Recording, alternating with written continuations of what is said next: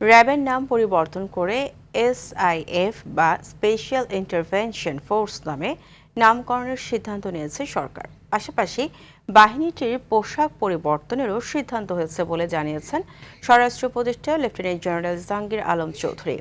সচিবালয় আইন শৃঙ্খলা সংক্রান্ত কোর কমিটির বৈঠক শেষে এই কথা জানান উপদেষ্টা বলেন, পুলিশের মনোবল অনেক বেড়েছে, ইলেকশন উৎসব মুখর হবে।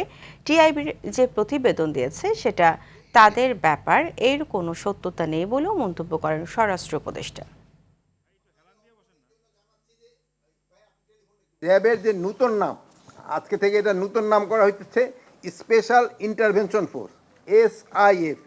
এটা সুপারিশ করেছে এবং মাননীয় প্রধান উপদেষ্টা এটা অনুমোদন দিয়েছে। এখন পুলিশের মনোবল অনেক বেড়ে গেছে, তাদের কর্মক্ষমতা অনেক বেড়ে গেছে। এই জন্য ইলেকশনে কোনো ধরনের কোনো অসুবিধা হবে না।